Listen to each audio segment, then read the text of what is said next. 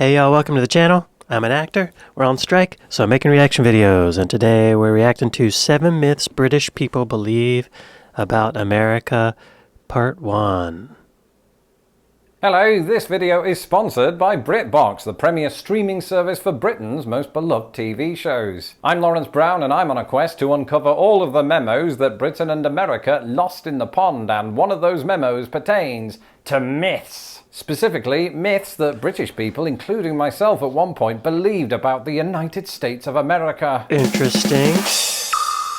But it is amazing what 14 years of living in the United States will do to your understanding and your perceptions about this very country. For instance, I learned early on that they don't have Cornish pasties, and I learned slightly less earlier on. I don't even know what that is. That Michigan has them. But I don't live in Michigan, so one way or another I still have to have them imported. A quick reminder that if you're not subscribed to this channel, you can change that fact about your life right now. By the way, I'm American. Just for the record. Excuse me, I'm a United States citizen.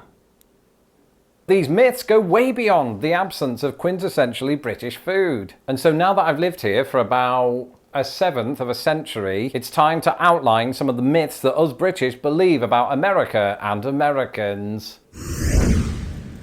This is a funny one, because I think television gives us this notion that Americans do all live in giant houses like the McAllisters do in Home Alone. But it's not entirely the case. Sure, I mean, statistically, American houses are on average larger than their UK counterparts. There are a number of reasons for this, which I outlined in this video. But to say that all Americans live in really large houses is a complete fabrication of anything resembling the truth. And I was a good example of this before I became a YouTube sensation. Because when I first moved to Chicago, we had to do things on a budget. Between me and my wife, we weren't making a great income, and this is a major city, so we had to sort of settle for an apartment whose dimensions were 300 square feet. And for those of you who don't know, that's about the size of a shoebox. That's roughly. rough. You know, we had to leave our shoes outside the door. That's how small it was. And it is worth reiterating, I think, that the cost of living in the United States does fluctuate massively across the country. When I lived in Indiana, just one state over, we were paying about $530 a month. That's basically unheard of in Chicago. And it's certainly unheard of in New York City, which of course was the city in which the show Friends is set. And I think it's shows like that gave us this impression that Americans were all living in big apartments. Monica's apartment was gigantic. Each street has thousands of houses. Why would you think that? Speaking of houses, I was addresses. Alerted to a tweet recently from a British person who couldn't believe that American addresses go way up into the thousands, and their belief on this was that every street in the United States has thousands of houses on it. And this was a belief that I used to have, because the country is absolutely massive, so you almost expect it to house that many people. But the thing is, there are way fewer people in this country per square mile than there are in Britain, so it doesn't add up. And that's when I got looking into it, and in a previous video I outlined it doesn't really work like that. On any given street, they don't start at the number 1 and then end at 10,000. Often, and it's the case here in Chicago, you'll usually have a string of houses, for example, all in the 6,000s on a given street, and that's because it's about 6 miles from the center of downtown. 1 mile in from that, they're all 5,000s, another mile they're all 4,000s, etc. etc. Now, not every city in the US does it from the center of the city. It could be from another part of the city or just some other central point. But that's sort of the general rule for how the numbering works on US houses. The US doesn't have it. We do too. Oh my God. We have so much history. Why would they? Oh, they're probably thinking like from 1776 to now. They're not thinking about all the Native American history.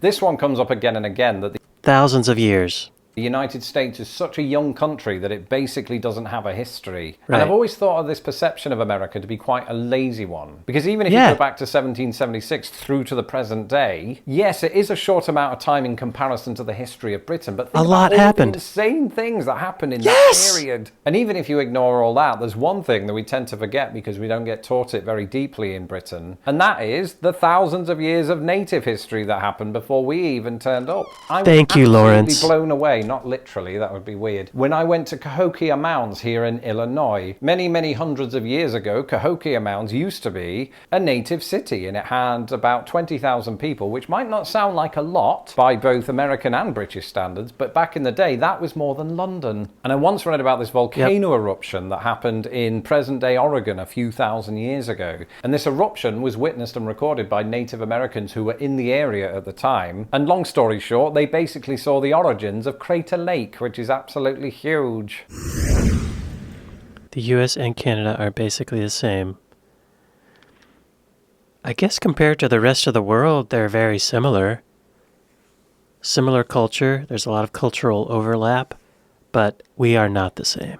This one is embarrassing for me because years ago I believed that Canada and the United States were basically the same country. And the reason that I believe that is, number one, I was 12, so cut me some slack. And number two, my only sort of exposure to both countries was through the people, was through the way they spoke. And to my young ears, which couldn't yet differentiate these two accents, Macho Man Randy Savage and Bret Hart basically had the same accent, just with an entirely different timbre. And that's all I had to go on. And I think it's what a lot of British people have to go on, because I still occasionally see those comments. Oh, what is the difference between Canada and America? Or is it essentially that one has Mounties and the other doesn't? And it's only since I moved here that I've become super aware of the substantial difference between the two countries. Healthcare. Completely different healthcare systems, completely different food, completely different use of English. Right, in Britain, we call it the loo. In America, they call it a restroom. In Canada, they call it a washroom. And I've seen all manner of different examples of that kind of thing. In America, they don't celebrate Boxing Day. In Canada, they do. The Canadian dollar is different to the American dollar. In some ways, they go with British English in places that America doesn't. And now that I'm older and I've listened to some of the regionalisms throughout the United States, even the way Americans speak is different to how Canadians speak. I'm not an expert on that, so I'm not going to go into too much detail. But these differences certainly go way beyond how the two countries pronounce the word about.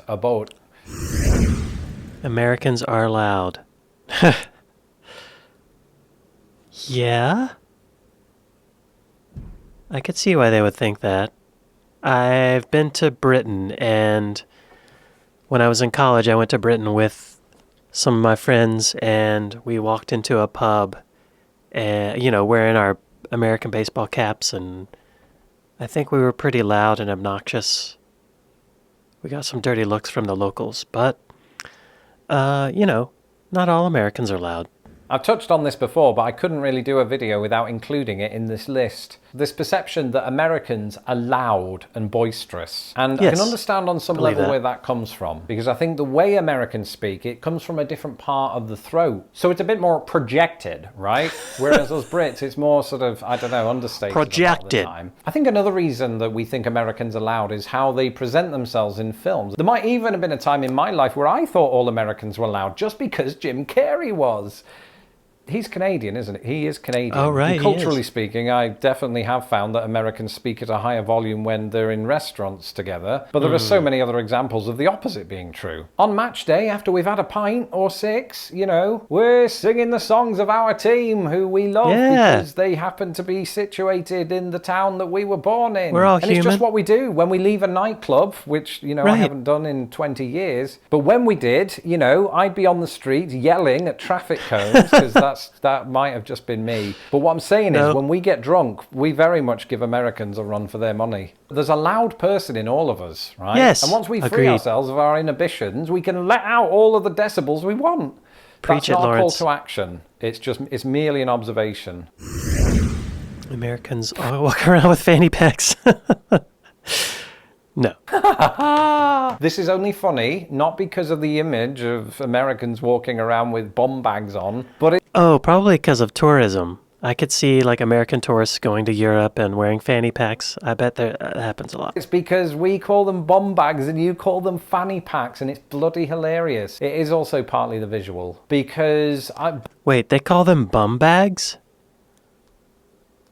I think I like that better than fanny Bum bags. bags have never been cool, but this notion, which I occasionally read, that Americans are just always walking around wearing one is very laughable, especially as somebody who's lived here 14 years. So it's quite dumbfounding, this one. I'm not saying that all British people think this way, but the ones that do, I'd be very interested to hear, do they think that way because they met an American in 1994 and they've just held on to that belief? Right. Or are American tourists still wearing bum bags? Do people carry cash? But I can tell you Bum bags came back for a while last few years. this, I don't have a bum bag / fanny pack radar, right? I am not constantly surveilling the populace to see whether they do or do not have a fanny pack. But my feeling is I don't remember seeing one in a while. So I think this is one very time-specific stereotype that can now be laid to rest, right? Thank you, Lawrence. Americans don't say And autumn. yes, I thought I'd include... Yeah, we don't. We call it fall. Some people say autumn. We know what it is. I know a girl named Autumn.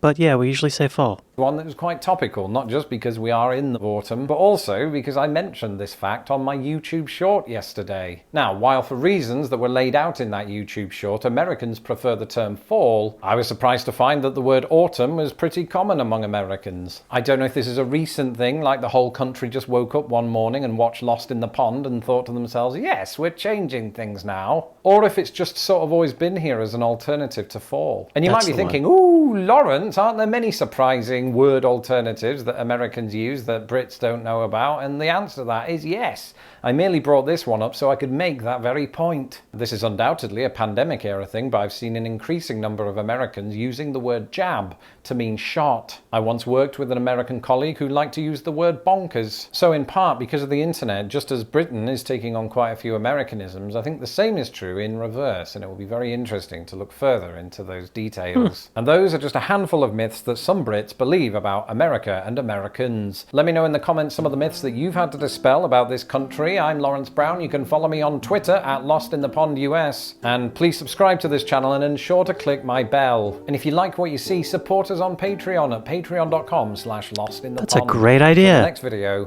Goodbye. Great video. Thanks, Lawrence Brown of Lost in the Pond. I'm going to check out some more of your videos. Leave some comments below. Let me have some recommendations about what to react to. See you guys next time. Bye.